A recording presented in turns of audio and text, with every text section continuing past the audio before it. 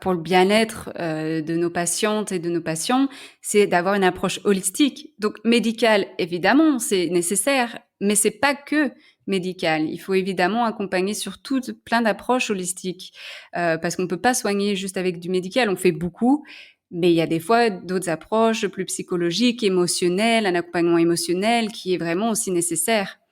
Quand on dit voilà aux femmes, bah, vous pouvez reprendre les rapports sexuels après 6 semaines d'accouchement, moi je suis là, mais qu'est-ce qu'un rapport sexuel? Qu'est-ce que ça veut dire? Là, on entend pénétration. Mais évidemment que les couples peuvent reprendre des rapports intimes si les deux le souhaitent. Après, même, quelques jours après l'accouchement, ça veut dire, ça peut être des câlins, ça peut être des caresses, l'affection, l'intimité. Et ça, justement, juste en pensant pénétration, bah, du coup, on oublie qu'il y a l'intimité, qu'il y a les câlins, qu'il y a tout ça, les baisers qui sont super importants pour les deux partenaires. Ben, en fait, c'est en faisant de l'éducation, parce que souvent, c'est cette peur-là, dès qu'on va parler de sexualité, ça va être des dérives. Mais au contraire, c'est en l'absence de sexualité, en l'absence d'information sur la sexualité, c'est là où il y a des dérives. Donc, au contraire, c'est bénéfique d'en parler, c'est bénéfique au sein de la société aussi, s'il y a du harcèlement sexuel, d'avoir de l'éducation sexuelle par rapport à ça.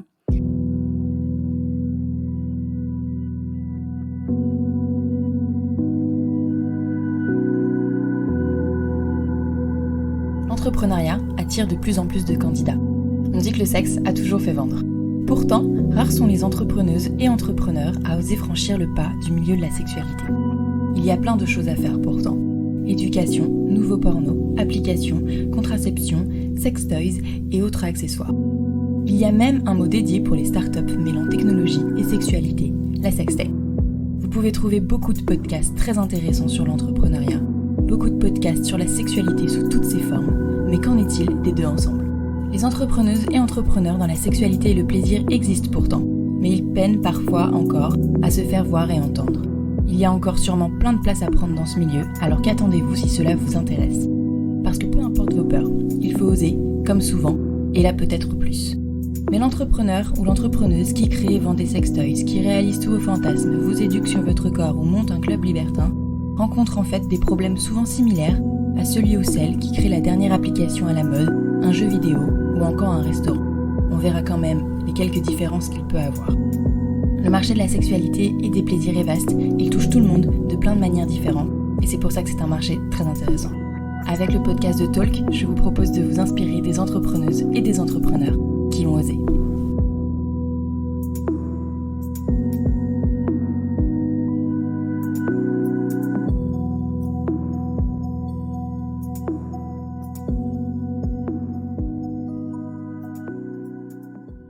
Voilà, bonjour Camille. Bonjour Manon. Merci d'avoir accepté mon invitation. Avec plaisir. Je préfère que tu te présentes cette fois-ci parce que t'es un peu multicasquette. Donc, tu n'es pas que sexologue ou cofondatrice du Lovell Center. J'ai vu que tu avais un peu d'autres casquettes. Et puis même, pour présenter les deux, c'est plus simple si tu commences par ton parcours et comment t'es arrivé à faire l'un puis l'autre et d'autres choses. Ça marche. Alors, je vais me présenter. Donc, je m'appelle Camille. Je suis sexologue clinicienne et cofondatrice du Lovell Center, qui est un centre de bien-être sexuel à Bruxelles, qu'on a lancé en mars 2019. Et j'ai aussi, comme tu disais, plusieurs casquettes. J'interviens en tant que chroniqueuse sur une web télé pendant le confinement. Des fois, je réponds à des magazines. J'ai aussi un podcast où on parle de sexualité qui s'appelle Entre nous.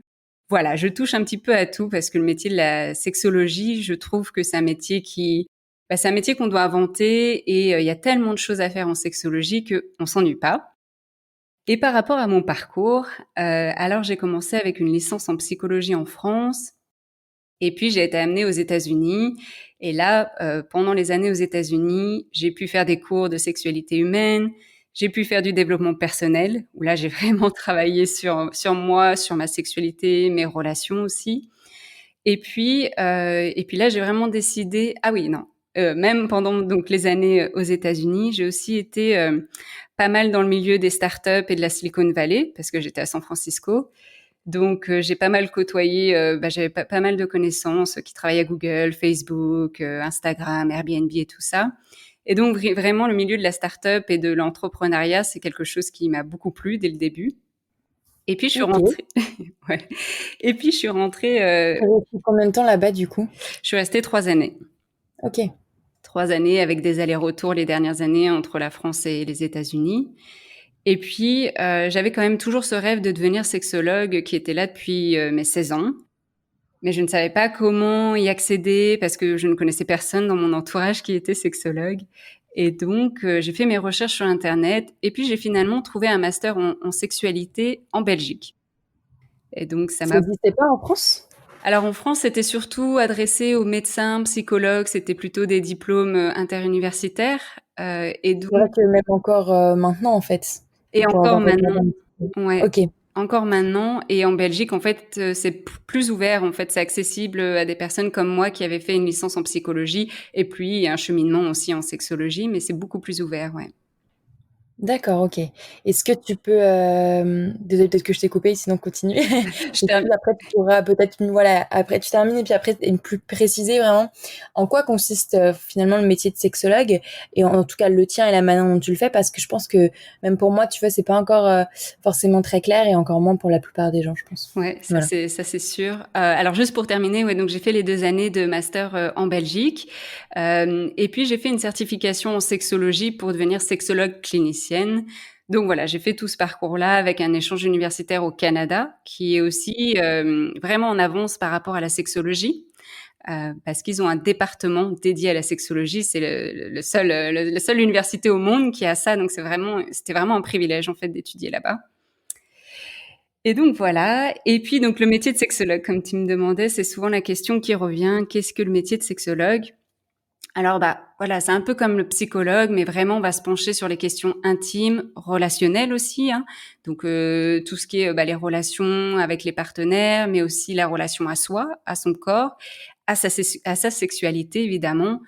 Donc c'est-à-dire les expériences qu'on a pu avoir, les croyances que l'on a par rapport à ça, l'éducation, et puis la vision qu'on a de la sexualité. Donc on vient vraiment travailler tout ça.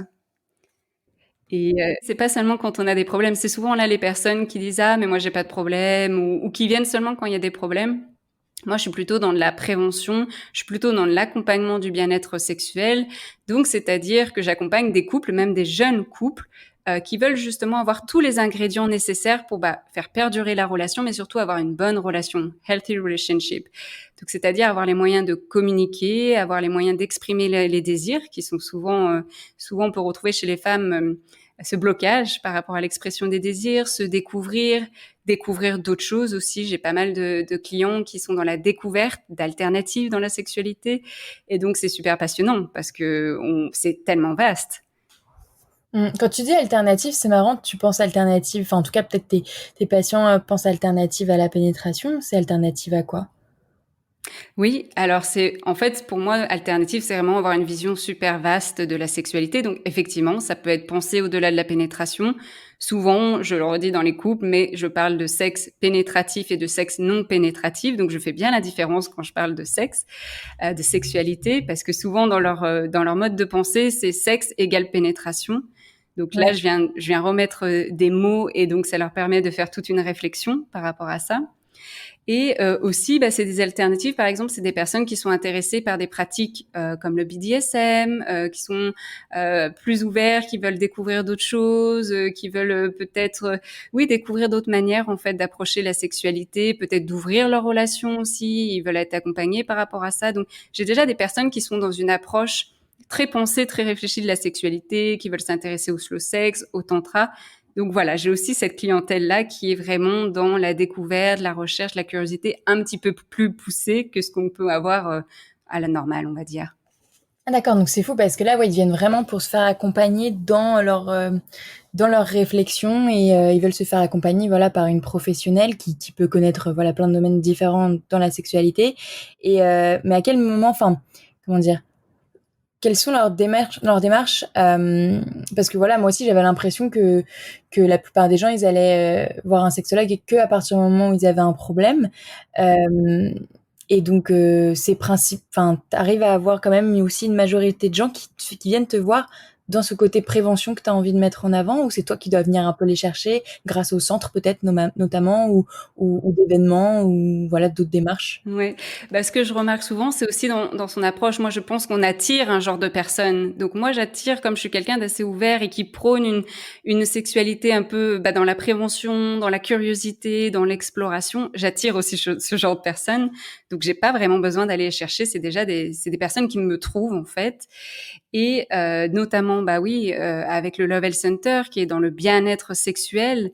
Donc, qui est vraiment avec des ateliers, des conférences qui sont justement pour ouvrir d'autres perspectives de la sexualité, pour venir apporter, donner des outils à des personnes qui veulent être accompagnées par rapport à leur sexualité. Et donc, j'ai quelques personnes avec des problèmes, mais j'ai notamment des personnes qui veulent se découvrir, explorer, avoir une meilleure relation, avoir des outils. Donc, c'est vraiment plus une démarche comme ça que j'ai en cabinet, en consultation. D'accord, trop bien. Et du coup, comment tu fais la différence entre voilà ton métier, si je peux dire, seule et indépendante de sexologue, et où tu reçois du coup en cabinet, dis-moi si je me trompe, hein, C'est ça. et à côté du coup la création du Love Health Center, où là il y a plein d'ateliers différents dont on va parler après, mais voilà, peut-être est-ce que tu peux m'expliquer comment est arrivée la création du Love Health Center l'année dernière? Parce que ça faisait déjà un petit moment que tu exerçais en tant que sexologue. Pourquoi ça t'avait besoin de ça en plus? Et voilà, quelle du coup différence il y a entre ces deux activités? Ouais. Alors, en fait, j'ai lancé en même temps en fait ma pratique de sexologue et Ah, le ok. Love Health Center. Donc j'y suis allée vraiment à fond les ballons, quoi. Donc double challenge. Mais l'idée, en fait, elle est arrivée en 2016 quand j'étais aux États-Unis et que j'ai fait pas mal d'exploration, vraiment de développement personnel par rapport à la sexualité. Et un jour, je me suis dit, waouh, je rêverais d'un centre où on puisse parler de sexualité, on puisse apprendre des choses sur la sexualité, comme là, j'ai appris aussi à San Francisco plein de choses. Pourquoi on n'a pas des ateliers comme ça qui existent en Europe, en France ou en Belgique? Et donc, je suis venue avec cette idée-là. Enfin, j'avais cette idée-là qui me trottait dans la tête. Et puis, fin 2018, avec un ami qui s'appelle Olivier, qui a un parcours aussi assez similaire au mien, je lui partage ce rêve et il me dit, mais moi aussi, en fait, je rêve d'un lieu comme ça.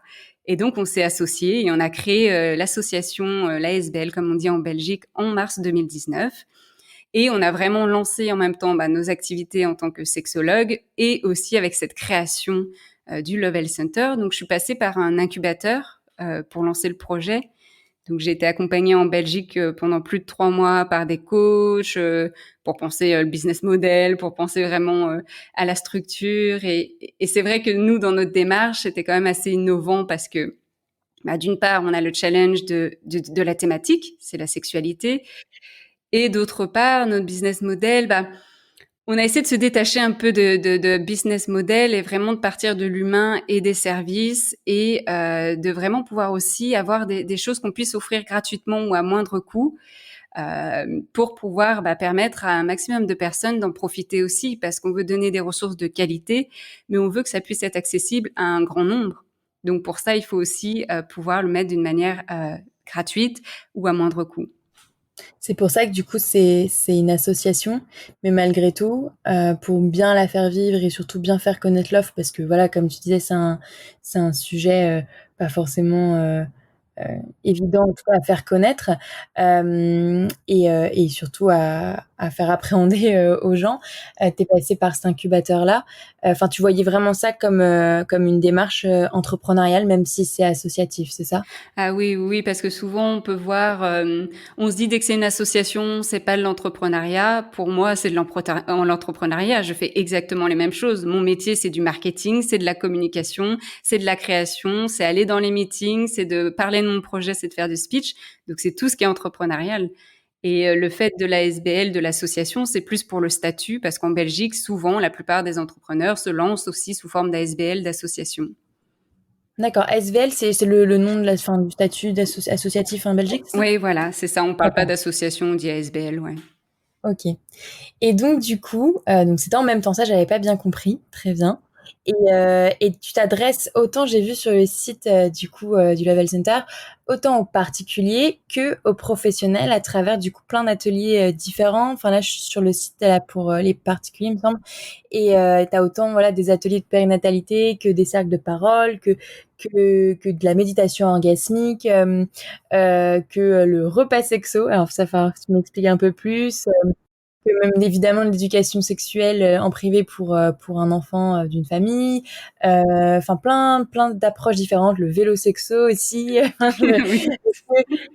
Voilà, on n'aura pas forcément le temps de parler de tout, mais est-ce qu'il y en a une ou deux dont tu veux peut-être plus présenter plus particulièrement parce que soit c'est nouveau, soit ça intrigue plus, soit ça marche vraiment, enfin peu importe où tu veux présenter. Ouais, c'est vrai qu'on a pas mal d'ateliers, on est très créatif avec mon associé, on y va, on crée des choses et on voit. Donc effectivement, ça peut prendre du temps à démarrer, mais il y a une demande et il faut continuer là-dedans.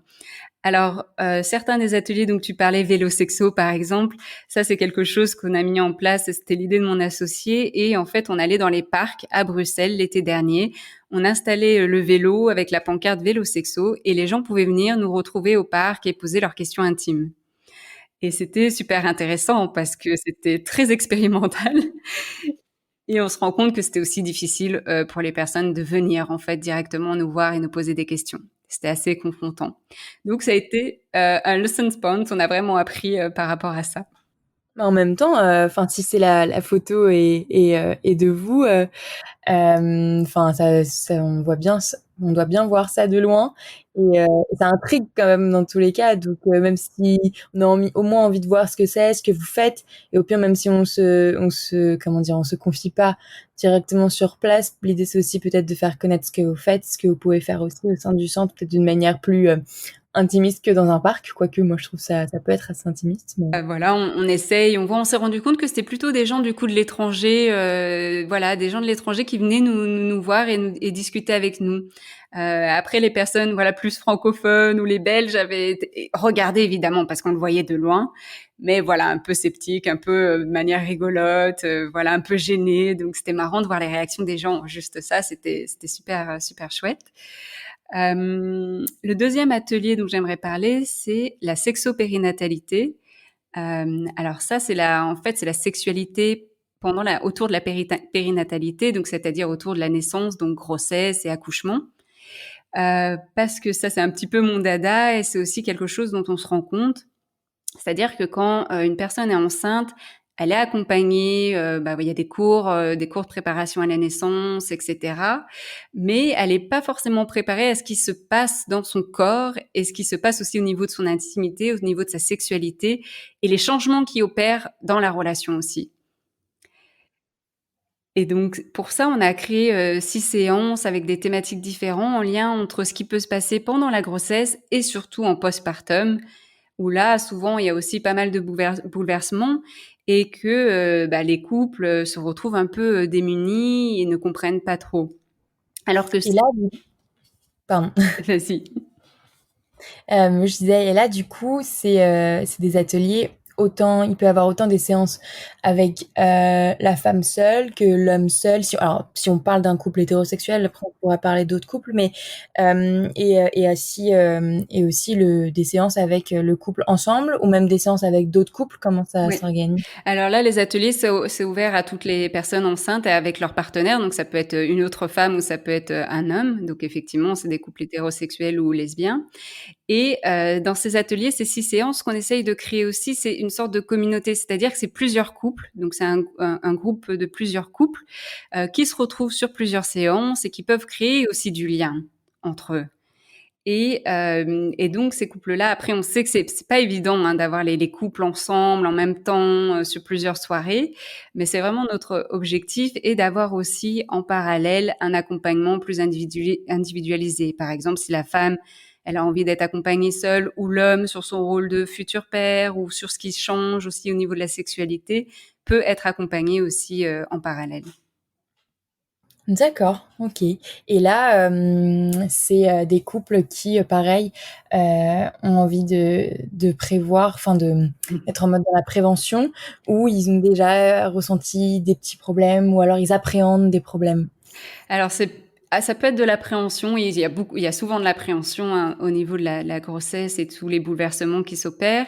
Et puis c'est aussi des couples qui sont déjà un peu dans la conscientisation de leur couple, c'est-à-dire que ils ont conscience que peut-être la grossesse, l'accouchement peut venir bouleverser, peut venir changer des choses, et qu'ils veulent prendre soin aussi de cette relation qu'ils ont entre eux. Et donc c'est déjà des personnes qui sont qui ont conscientisé tout ça. D'accord, OK. Et oui. Oui, et je disais justement, en fait, il y a plein de bouleversements qui se passent et quand on est éduqué par rapport aux bouleversements hormonaux, ce qui se passe en fait dans le changement du corps par rapport au trimestre de grossesse, mais aussi en postpartum, ça permet à la femme déjà de normaliser ce qui se passe et de se dire, tu sais, à ce moment-là, c'est normal que tu puisses ressentir de la sécheresse vaginale parce qu'il y a moins d'ostrogène. Et puis l'homme, s'il est au courant aussi de ça, de ces changements qui se passent et du fait que peut-être que la partenaire n'a plus envie de relation, ça peut s'expliquer aussi parce que au début, on pense au bébé ou etc. Donc, vraiment pouvoir juste mettre des mots dessus, c'est super important pour le couple. OK.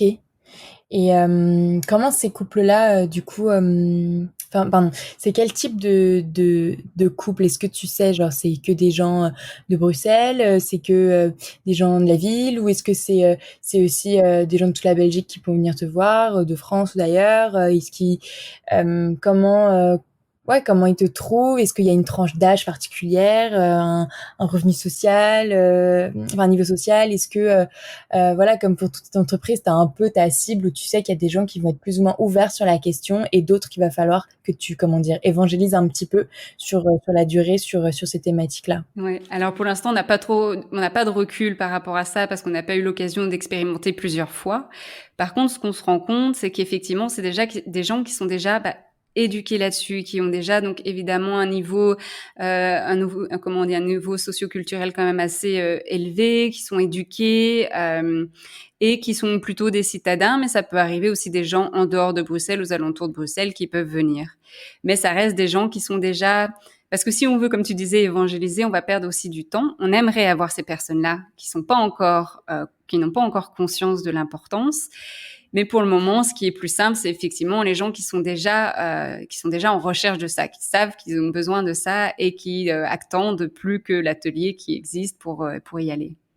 Ouais, bien sûr. OK. Et est-ce que tu as parfois, ils sont force de proposition aussi dans, je sais pas, des nouveaux types d'ateliers ou des nouvelles thématiques à aborder? Est-ce que voilà, c'est un peu une coopération dans la construction permanente du Love Health Center? Oui, exactement. C'est toujours, on adore collaborer avec les personnes et aussi partir aussi de la demande des clients, de ce qu'ils ont besoin aussi, parce que par exemple pour la sexopérinatalité, on s'est rendu compte que pendant la grossesse, des fois il y a déjà tellement de nouvelles informations, il y a tellement de rendez-vous que penser sexualité, des fois ça prend trop de temps, ils n'ont pas le temps. Donc ça, c'est quelque chose qu'on doit prendre en considération.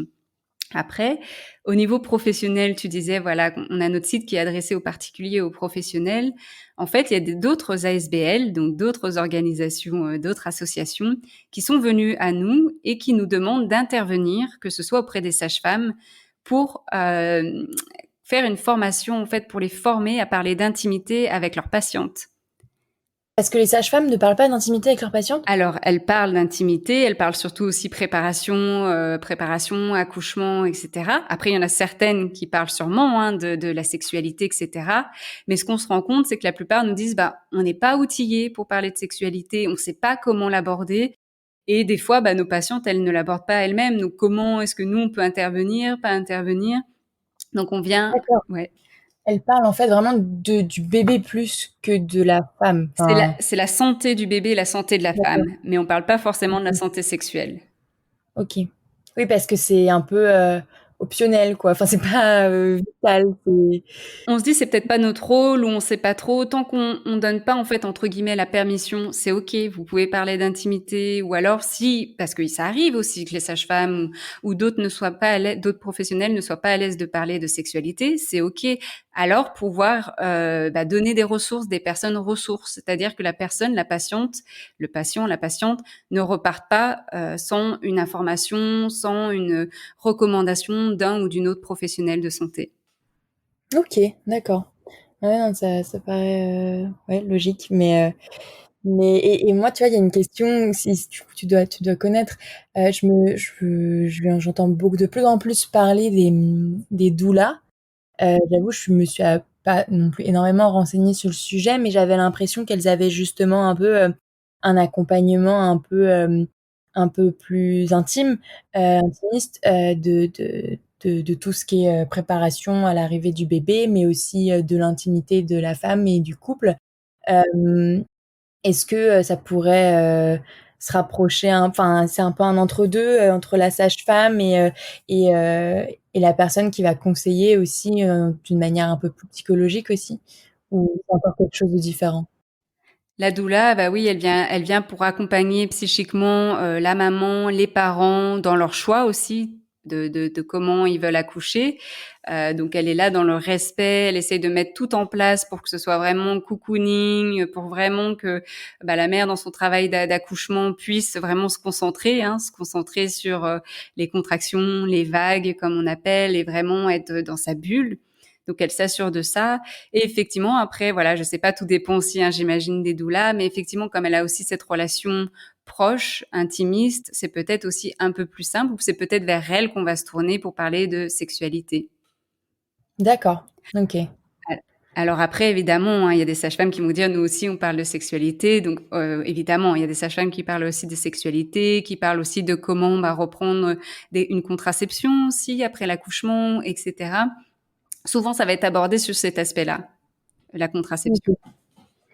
Et là, toi, quand tu travailles sur des formations comme ça sur la périnatalité, est-ce que tu travailles du coup en parallèle, ou avec des intervenants vraiment du milieu médical?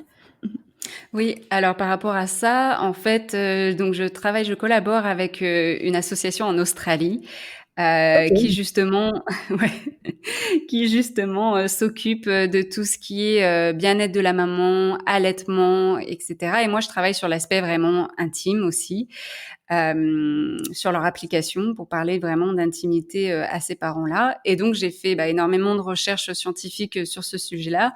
Et en même temps, je côtoie aussi des sages-femmes, que ce soit en Belgique, mais aussi en Australie, bah, sur leur vécu, sur ce qu'elles remarquent au niveau des patientes, etc.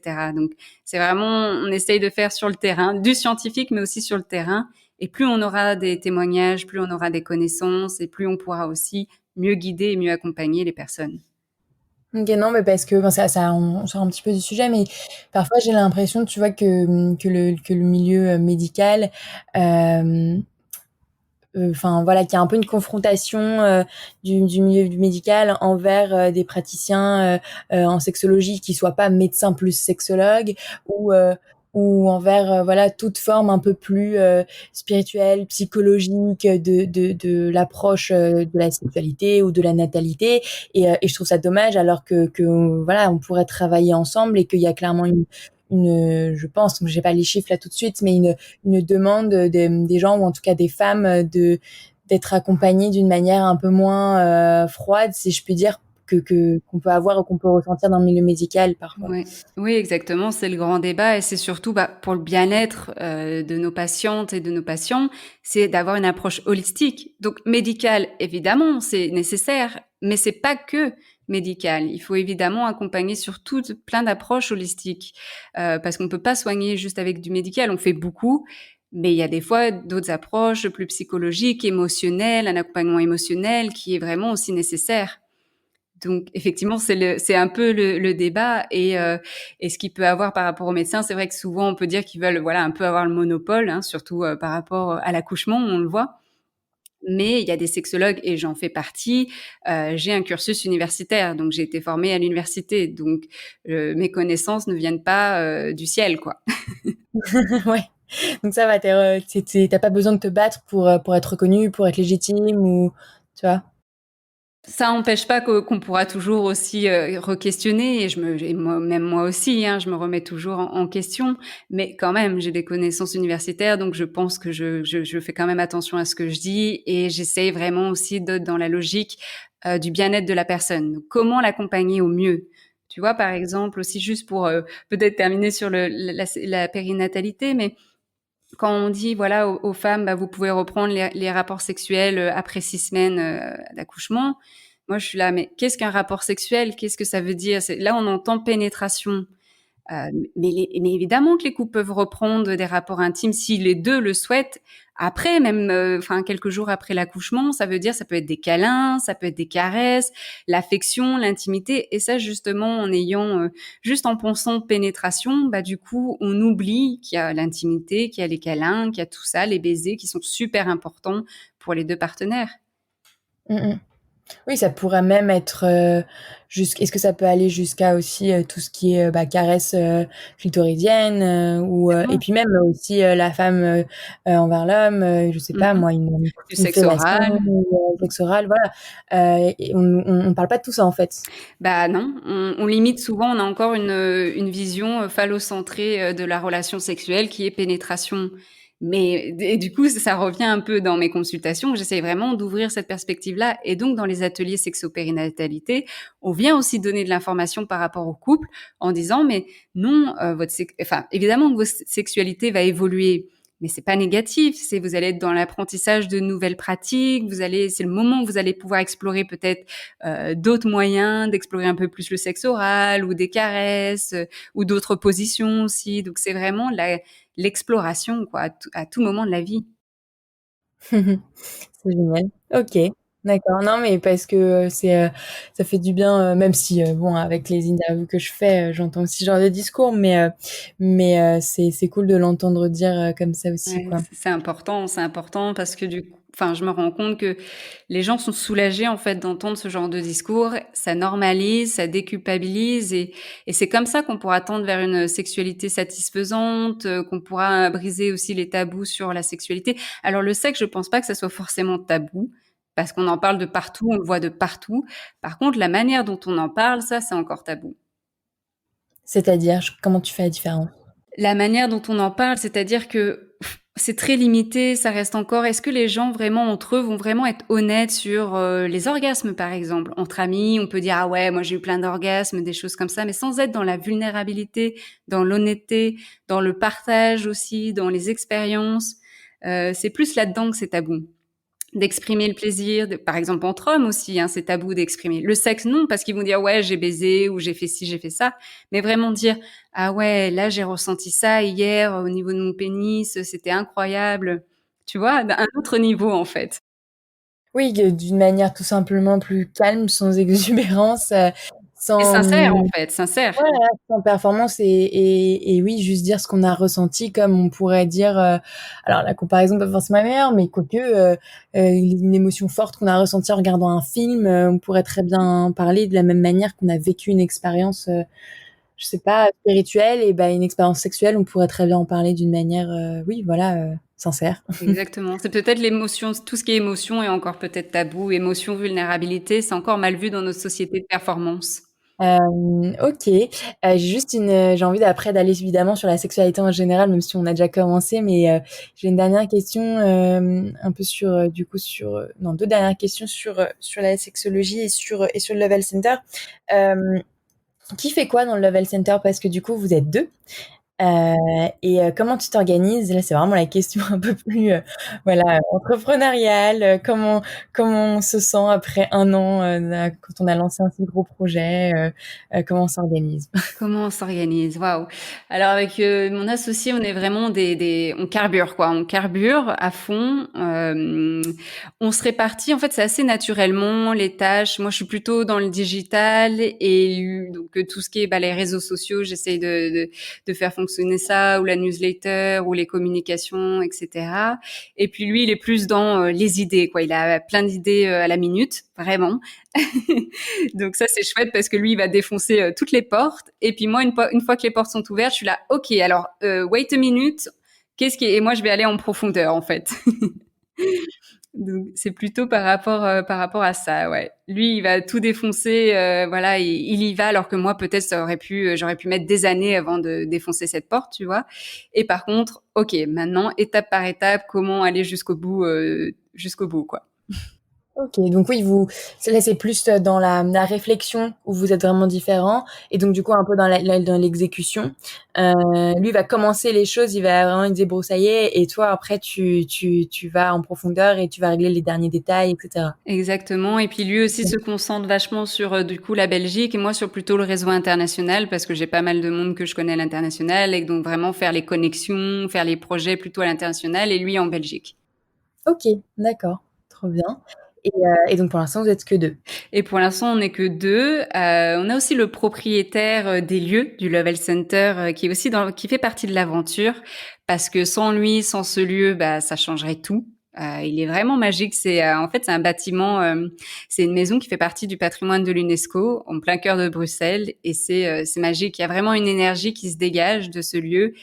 Quand les gens entrent et poussent la porte, ils nous le disent tous quoi. Ce lieu est magique. Donc ce lieu est vraiment au cœur du projet.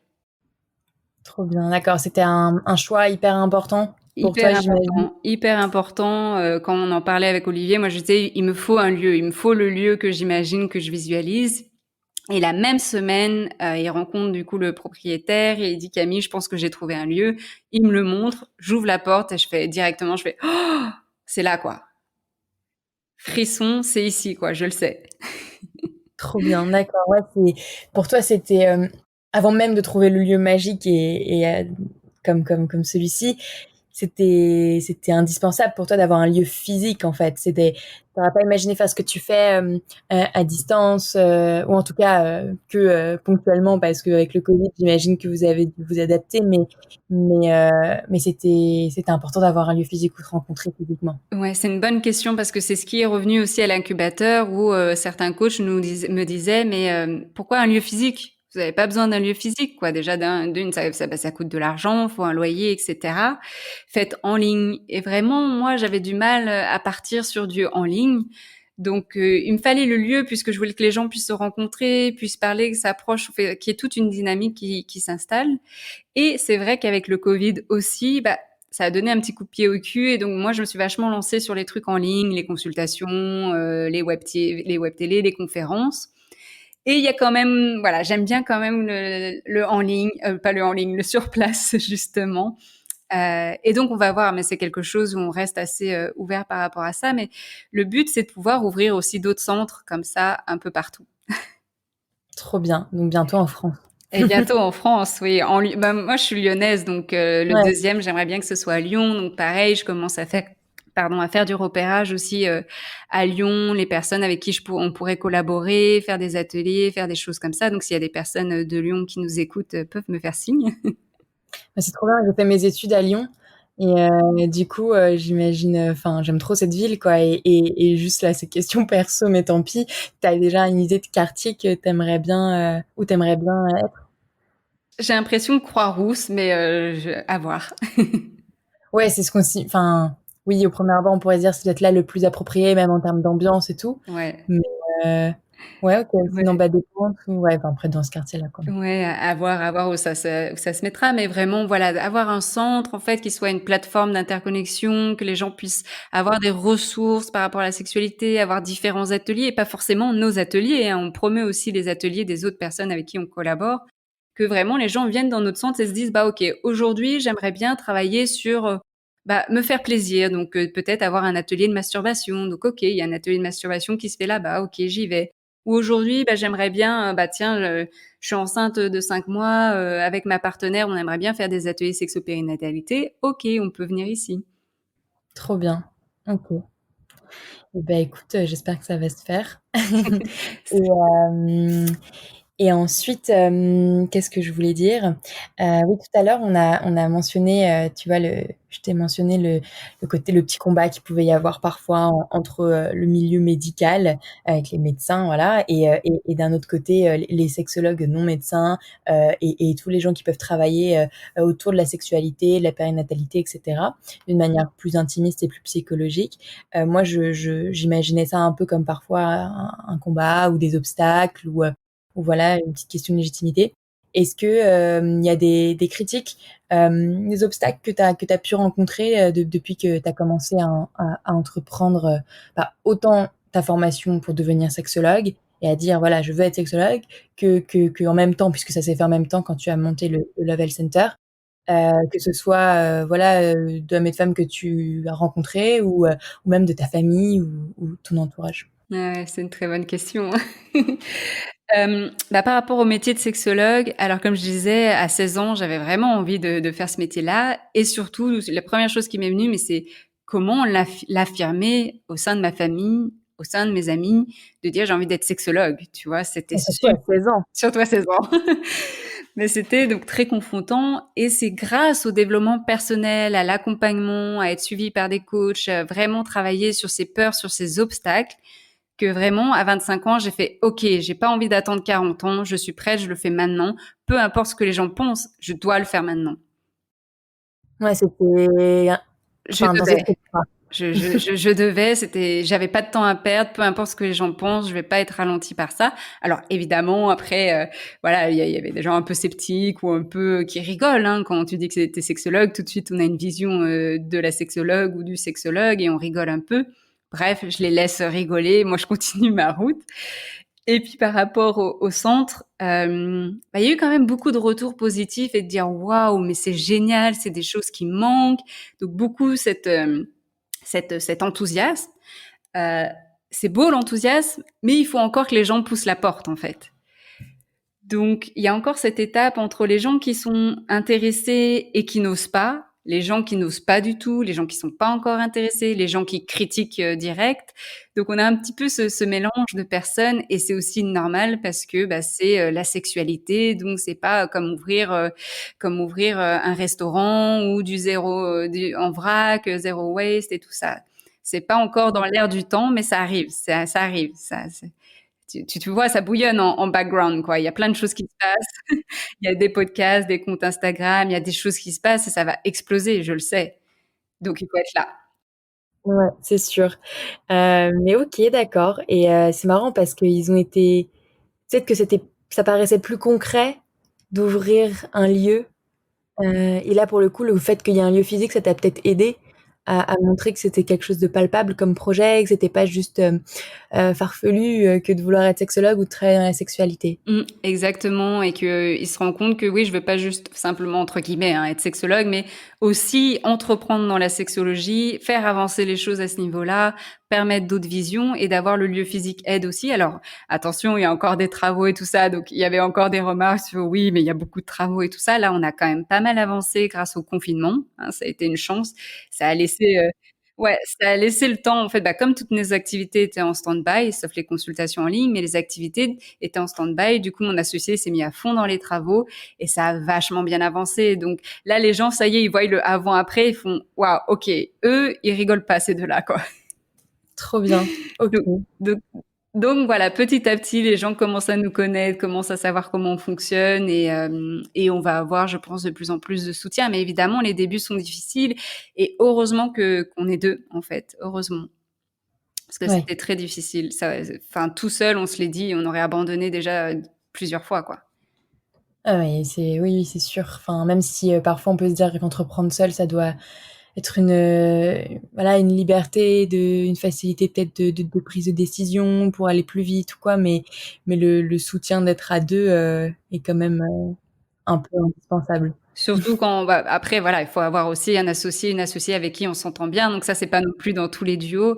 Mais là, pour nous, pour le coup, c'est vraiment une chance et c'est un carburant et donc ça nous aide vraiment beaucoup. Surtout, voilà, c'est encore les débuts. Il y a encore on a beaucoup de choses à prouver. On a aussi, l'aspect financier qu'on doit aussi, faire augmenter, fructifier. Et donc, à deux, au moins, on arrive à garder le moral, à avoir la patience, parce qu'évidemment, quand on y met tout son cœur, toute son énergie, tout son temps, et que niveau salaire, on va dire, ça suit pas, mais que la récompense, elle est là, en fait, chaque jour, il y a des trucs, des petits coups de pouce, des trucs positifs. Rien que là, le podcast, d'en parler, c'est déjà un coup de pouce. Donc, ça motive, en fait. Ah non, mais ça, c'est les hauts et les bas en dents de scie, ne serait-ce que dans une seule journée, de la vie entrepreneuriale, quoi. Ah mais ouais, mais c'est génial parce que c'est une drogue en fait. Il y a tellement d'hormones qui se passent, tellement de choses qui se passent en une journée comme tu dis, mais on marche à l'adrénaline tous les jours quoi. On reviendrait pas en arrière, on reviendrait pas en tant qu'employé, on n'a pas cette même on est des drogués quoi presque. Ouais, un peu, Des je drogués pense. des montagnes russes. Mais, euh, mais oui, justement, bon, tant pis, tout se mélange comme d'habitude. On passe de la Tant sexualité mieux. en général à l'intime, à l'entrepreneuriat, voilà. Mais euh, qu'est-ce que je voulais dire? Oui, mince, ma question m'échappe. Euh, le fait que tu sois, comment dire? Euh, oui, parce que tu m'as pas vraiment répondu à la question sur les obstacles. Qu'est-ce qu'on a pu te dire? Parce que oui, tu disais, voilà, ça me revient, pardon, pour revenir juste sur le côté sexologue, tu disais, oui, on avait pu rigoler sur l'image que ça peut donner. Mais ça renvoie à quoi, justement, l'image de d'être sexologue, tu vois? Ouais, alors bon, il y a peut-être le fait que je sois une sexologue femme, mais quand tu le dis à des hommes, ça dépend, hein, je dis pas tous les hommes évidemment, mais ça peut être rigolo et vu d'un œil un peu ah ouais, elle doit être bonne au lit ou voilà, ah, elle peut m'apprendre des choses. Donc c'est plus dans ce sens-là. Moi généralement je recadre et, euh, et voilà et je dis bah voilà c'est souvent le cordonnier le plus mal chaussé, tu vois. Ah, tu dis ça les calme. Ouais, Enfin, comme ça, d'accord. voilà, ça les calme. Moi, je sais ce que je vaux et je sais ce qu'est ma sexualité, mais au moins, voilà, ça les calme et ça leur permet de réfléchir aussi à ce qu'ils disent, en fait. Ouais.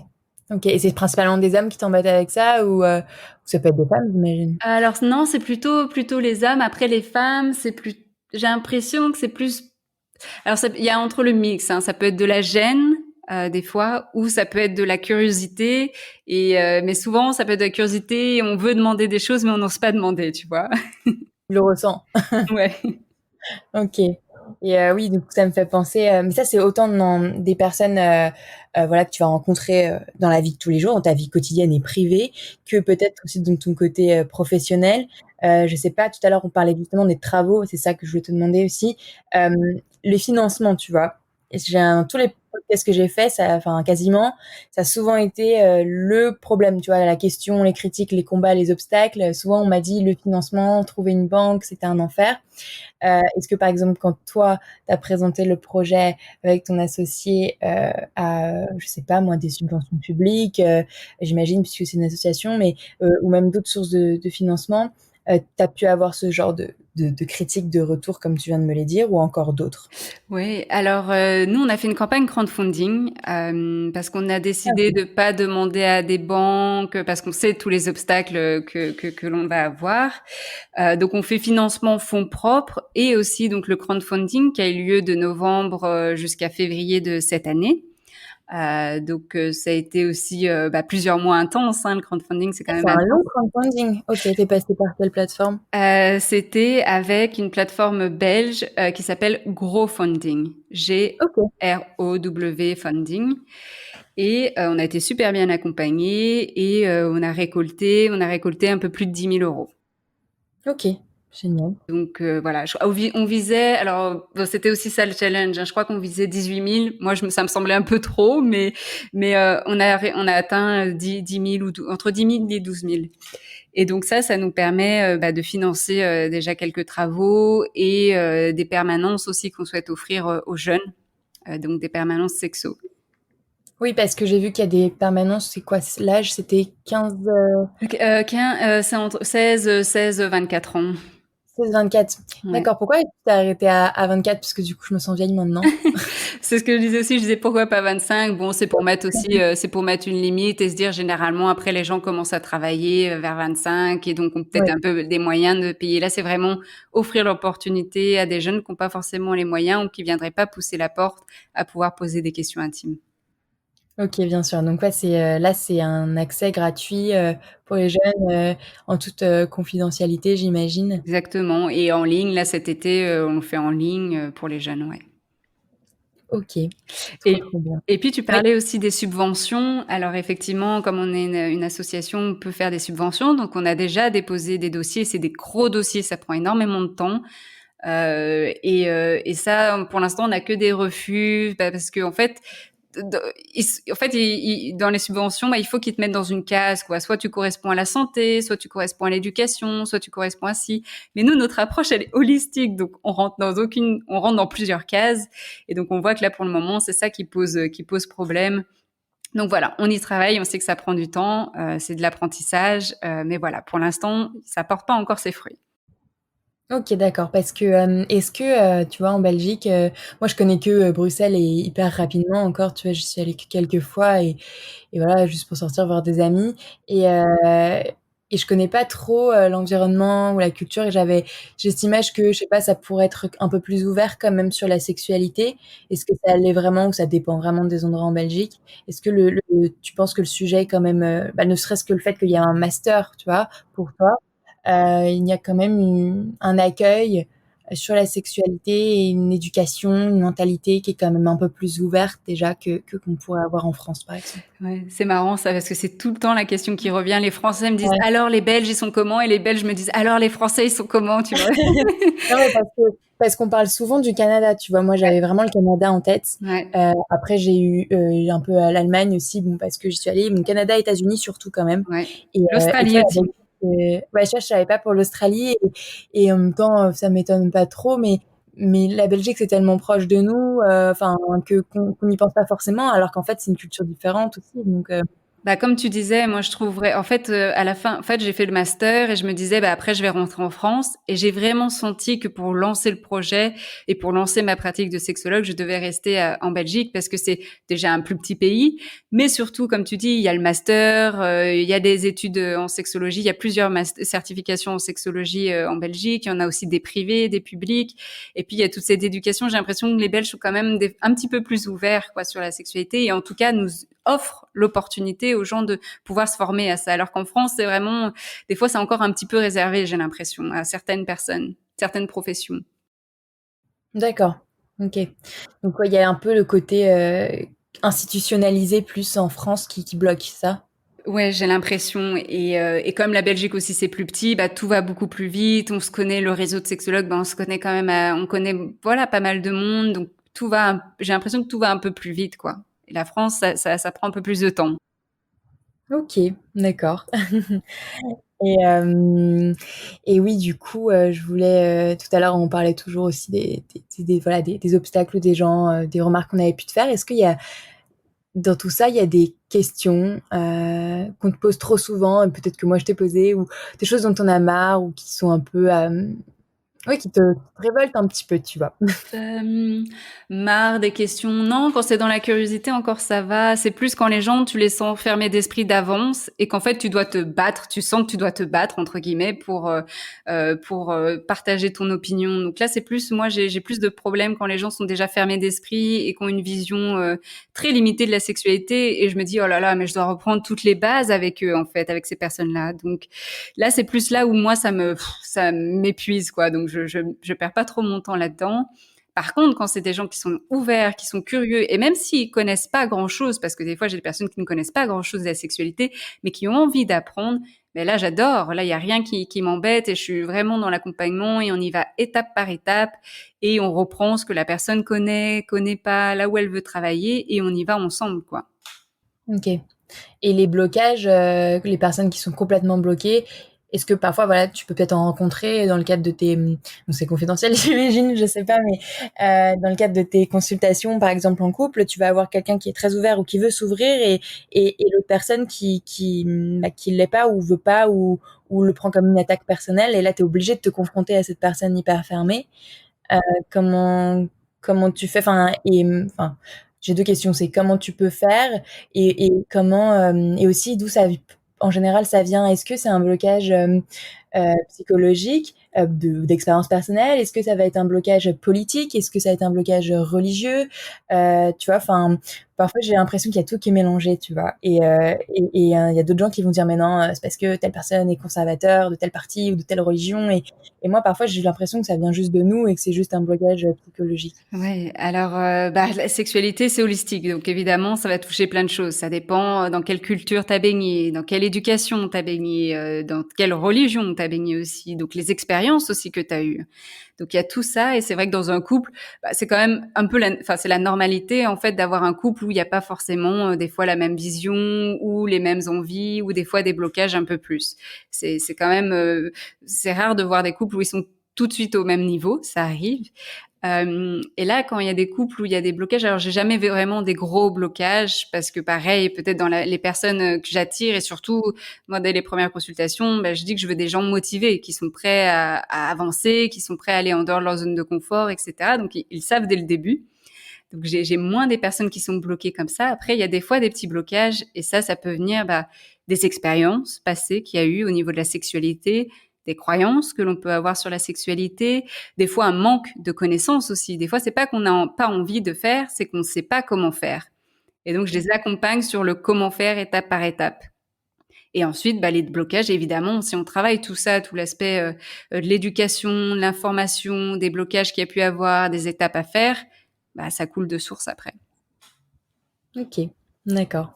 Oui, donc dans tous les cas, c'est holistique, il n'y a pas C'est d'influence. holistique. Si on divise, on fait pas un super travail, ou en tout cas, ça aide pas forcément, je pense, les patientes, quoi. Donc vraiment, ou même qu'on voit dans les dyspareunies, dans les douleurs qu'il y a au niveau génital, c'est tout un accompagnement avec les kinés, avec les sages-femmes, les sexologues, tous ceux c'est holistique, quoi. Il faut un accompagnement, plutôt médical, manuel, et un accompagnement psycho-émotionnel.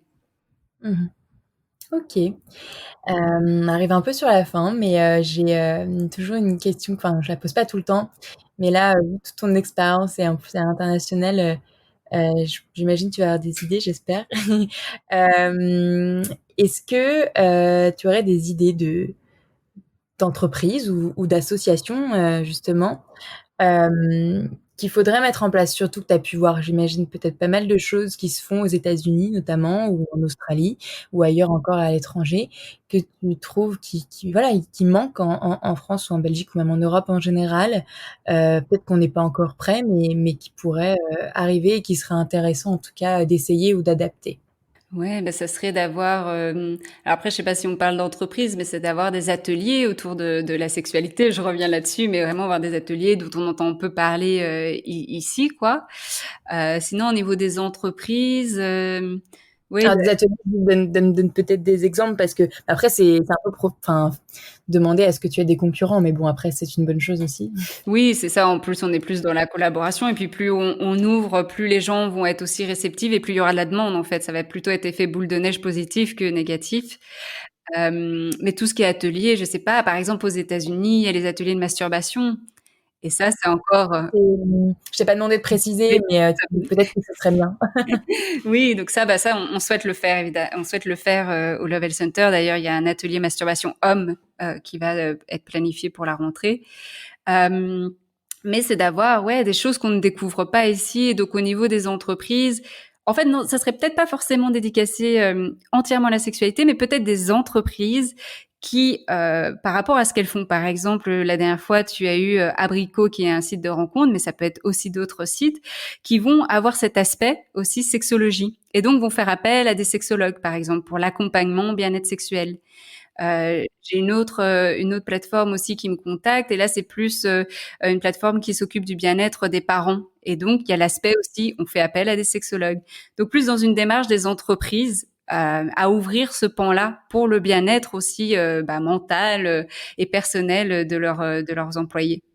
Ok, donc oui, plutôt intégrer en fait à la limite à des entreprises existantes qui touchent à la santé, aux parents, aux enfants, une approche sur l'éducation sexuelle, sur la sexologie.